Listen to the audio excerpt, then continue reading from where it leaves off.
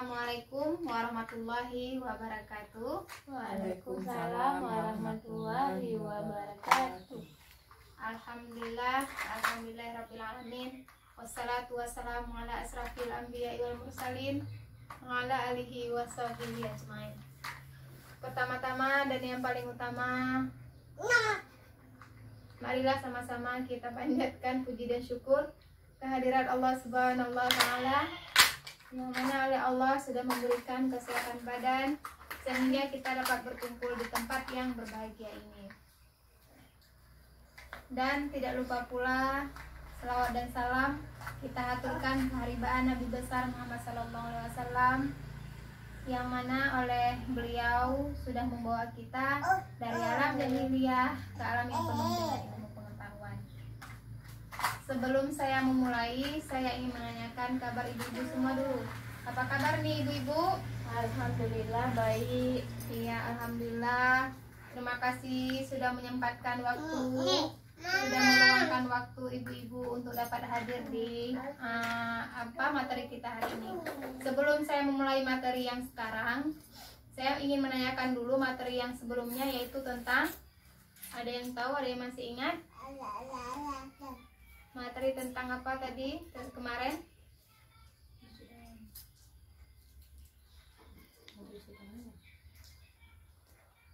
Ada yang ingat? Lupa Bu. Iya, cara mencuci tangan yang baik, agar terhindar dari penyakit, yaitu penyakit cacingan, penyakit diare, ada penyakit sakit perut juga. Jadi saya rasa ibu-ibu sudah menerapkan di rumah bagaimana cara mencuci tangan agar anak-anak dan keluarga kita terhindar dari penyakit. Nah, baik, untuk pagi hari hari ini kita akan membahas materi yaitu peran serta masyarakat terhadap lansia. Ada yang tahu apa itu lansia dan umur berapa saja yang dikatakan dengan lansia? Ya, silakan. Lansia lanjut usia, umurnya dari 60 tahun sampai seterusnya. Iya, terima kasih Bu Eka, betul ya. Nah, di sini pengertian lansia yaitu seseorang yang telah mencapai usia 60 tahun ke atas, seperti yang Ibu Eka bilang tadi ya. Jadi yang dikatakan dengan lansia itu adalah bisa jadi lansia lanjut usia potensial, yaitu lanjut usia yang masih mampu melakukan pekerjaan. Misalnya mungkin lansia sudah dikatakan lansia 60 tahun, tapi orang tersebut masih kuat untuk beraktivitas, misalnya bekerja, ada yang bekerja di ladang, mungkin bisa mencuci pekerjaan rumah. Nah, itu dikatakan dengan lanjut usia potensial. Dan yang kedua, ada lanjut usia tidak potensial, yaitu kebalikan dari lanjut usia potensial tadi. Misalnya udah lanjut usia tapi tidak bisa melakukan atau tidak berdaya mencari nafkah, sehingga hidupnya bergantung pada bantuan orang lain. Nah, di sini lagi saya ingin menanyakan kepada ibu-ibu, siapa saja yang tinggal di rumah ibu-ibu? Apakah ada yang lansia? Ada nenek. Iya. Nah, sekarang saya tanyakan, nenek sudah termasuk lansia ya? Nah, nenek Ibu Eka termasuk lanjut usia potensial atau usia tidak potensial? Tidak potensial. Tidak potensial. Berarti usia tidak potensial itu adalah usia yang tidak berdaya mencari nafkah. Iya. Berarti harus tergantung kepada orang tua. Nah, kalau misalnya berarti kan dia tergantung kepada keluarga orang tua. Sebagai ini cara ibu biar lansianya tidak terlantar, apa yang ibu lakukan? Memberi makan, Iya. memandikan, Ada lagi? memakai baju, pampers. Iya, bagus ya Ibu Eka. Berarti Ibu Eka sudah tidak melantarkan lansia, sudah peduli dengan lansia. Dengan cara seperti itu berarti lansia akan senang, berarti dia tidak terabaikan. Kemudian lagi lansia juga harus diberi kesehatan yang cukup ya. Seperti misalnya kalau sakit kita harus bawa ke Puskesmas. Ada lagi? Ke posyandu. Posyandu. Di sini ada diadakan posyandu lansia? Ada. Ada. Nah, posyandu berapa bulan sekali dilakukan posyandu lansia? Sebulan sekali. Sebulan sekali. Bagus, berarti di sini di desa ini berarti tidak ada yang menelantarkan lansia. Kalau misalnya lansia seperti yang Ibu Eka tadi tidak potensial, apakah orang dari fasilitas kesehatan datang ke rumah untuk memeriksa kesehatan? Iya, karena nenek udah nggak bisa jalan lagi, jadi orang itu yang ke rumah. Iya, bagus. Berarti dari pelayanan puskesmas pun, dari pelayanan posyandu pun udah ada prinsip tidak menelantarkan lansia. Sudah bagus saya rasa ya di sini desa ini berarti sudah tidak menelantarkan lansia dan peduli dengan lansia. Kalau bukan kita yang peduli, siapa lagi yang peduli dengan lansia? Apalagi yang lansia yang tidak potensial, yang tidak kemana-mana, yang hidupnya tergantung dengan orang lain. Nah, dari sampai di sini ada yang ingin ditanyakan? Siapa yang ingin ditanyakan? Ada yang ingin ditanyakan? Apa lanjut?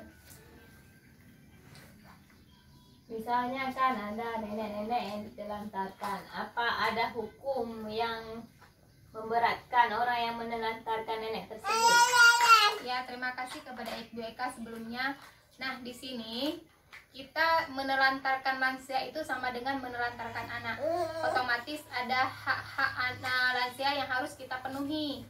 Nah, kalau masalah hukum mungkin ada, tapi beda hukumnya. Misalnya kenapa dia ditelantarkan? Apa karena yang menjaganya tidak ada, atau karena mungkin terlalu repot gitu ya, atau mungkin dia tinggal cuma dengan anaknya, tapi anaknya harus bekerja mencari nafkah sementara orang tuanya tidak ada yang merawat.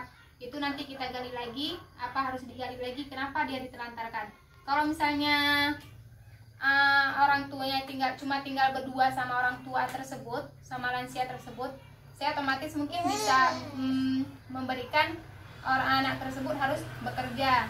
Jadi kalau misalnya tidak bekerja, dia harus tidak makan. Nah, dengan cara tersebut mungkin kalau misalnya ditelantarkan mungkin bisa dititipkan dengan tetangga. Contohnya mungkin keluarga tersebut sudah menyiapkan makanan terlebih dahulu, jadi tidak menyiapkan. Jadi keluarga tersebut dikatakan dengan tidak menelantarkan anak. Besarin suara anak.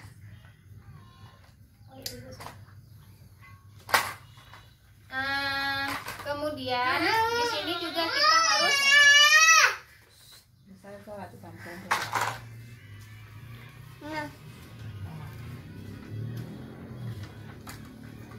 Berarti ada undang-undangnya menelantarkan orang tua, nenek-nenek ya?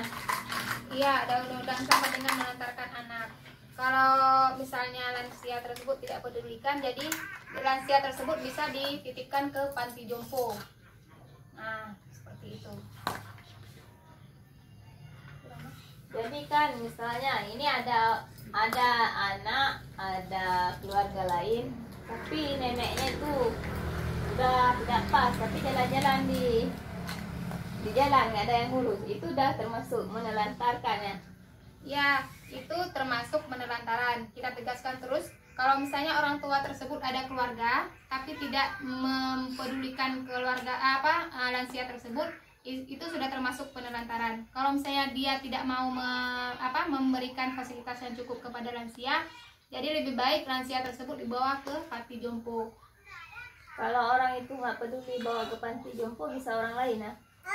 Boleh saja kalau misalnya orang tersebut tidak mampu untuk, tapi dengan syarat orang yang mengadopsi tersebut harus benar-benar menjaga lansia tersebut. Jangan misalnya sudah dibawa ke rumah, nanti mungkin ada kekerasan yang lain, kekerasan fisik atau psikis yang tadi. Seperti yang tadi misalnya kekerasan fisik dengan cara memukul, ya, jadi menyakiti orang tua tersebut, dan kekerasan psikis itu bisa jadi dengan membentak orang tua tersebut. Ya, jadi kita harus selidiki lagi apakah orang yang mengadopsi tersebut perilakunya bagaimana, apakah menelantarkan nanti di rumah, jadi sama saja. Nah, ada lagi yang ingin ditanyakan? Nggak ada, udah paham. Sudah paham? Sudah. Nah, dari permasalahan kita hari ini, dari materi kita hari ini, apa yang bisa disimpulkan dari di sini? Tidak boleh menelantarkan orang tua. Iya, ada lagi? Membawa ke tempat kesehatan, memeriksa kesehatan, ke posyandu atau puskesmas. Iya. Baik, dari kesimpulan tadi mungkin bisa disimpulkan sendiri ya. Berarti kita tidak boleh menelantarkan orang tua, apalagi kalau orang tua yang sudah sakit-sakitan, kita harus memberikan fasilitas yang intens.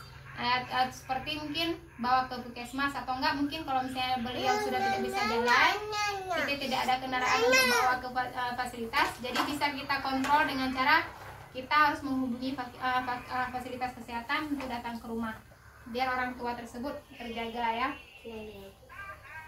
Sudah ada lagi yang ingin ditanyakan? Nggak ada Bu, udah paham. Ya, alhamdulillah kalau misalnya sudah tidak ada lagi, ini saya tugaskan kepada ibu-ibu nih ya di rumah. Berarti kalau misalnya ada orang tua di rumah, jangan menelantarkan orang tua dengan cara seperti tadi, dengan cara memberi makan 3 kali sehari. Mungkin ada snack-snack lagi yang harus dikasih biar orang tua tersebut sehat. Terima kasih sekali lagi buat ibu-ibu yang sudah berhadir di sini, yang sudah berpartisipasi pada sore hari ini. Lebih dan kurang saya mohon maaf. Wabillahi taufiq wal hidayah. Wassalamualaikum warahmatullahi wabarakatuh. Waalaikumsalam warahmatullahi wabarakatuh.